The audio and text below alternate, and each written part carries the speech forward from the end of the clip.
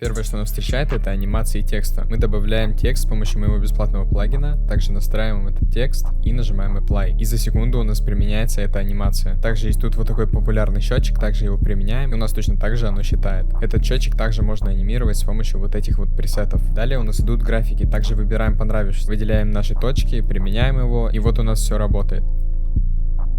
Также вот в этой вкладке можно смотреть, как работает наш график. Далее у нас идут инструменты. Тут можно применять якорную точку, то есть вверх, вниз, вправо, лево, центр. По одному клику у нас добавляется камера, adjustment layer, 0, solid. Также если мы все это закидываем в Precompose, выделяем наш Precompose и нажимаем Unprecompose, и у нас обратно все возвращается. Также можем добавить parent null, split text, fast image. Мы просто копируем картинку из интернета, нажимаем сюда, и у нас вставляется любая наша картинка. Камера плюс 0, можем также выставить значение и создать камеру, которая привяжет наши нули. Допустим, у нас есть Precompose, мы хотим его продублировать. Мы просто нажимаем Duplicate, и у нас полностью этот Precompose копируется вместе со всеми видосами. Далее идут Create Orbita и Fill. Далее у нас идут цвета, тут у нас также много выбора, переходим Refs. Это у нас наши референсы, сюда мы можем добавлять наши фото. Comps отвечает у нас за Precompose, то есть мы можем из любого проекта скопировать Precompose, вставить сюда и использовать это в любом проекте. Давайте я вам сейчас покажу, как это работает. Вот, допустим, я зашел в этот проект. Кстати, все крутые проекты у меня в телеграм-канале, а также в моем плагине. Вот, допустим, мне нужна вот такая вот анимация топора. Я просто выделяю этот слой, Ctrl-C нажимаю, сюда, Ctrl-V,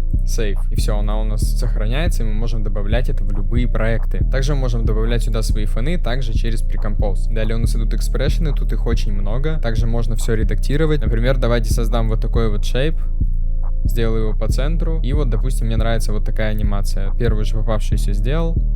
Вот и так она работает. Также можем менять, применять. Все меняется просто за секунду. Blur есть, в Expression есть вообще абсолютно все. Далее у нас идет Grid. Это у нас для рилсмейкеров, Instagram, TikTok, YouTube. Например, я выбираю TikTok, нажимаю Apply, и у нас сразу появляется вот такая вот PNG, чтобы ориентироваться на края. То есть вот тут вот мне нужно написать текст, чтобы я не вылезал за рамки. Также можно применить Opacity, сразу же, не добавляя нового, оно делает нам менее прозрачно. Далее у нас идут обычные настройки, просто мы можем менять тему. Также выставлять, как нам удобно, вот эти иконки. И также, кого раздражает вот этот текст под курсором, мы просто нажимаем None, и он исчезает. А кому он, наоборот, нужен, вот тут вся информация сразу высвечивается. Ребята, которые разрабатывают плагин, пообещали нам, что уже в сентябре они расширятся до Premiere Pro, и будет добавлено еще больше функций. Выложу подробный пост к себе в телеграм-канал, ссылку оставлю в комментариях. Если соберетесь брать плагин, обязательно вводите промокод FOFAN. Он дает 30% скидки на все товары.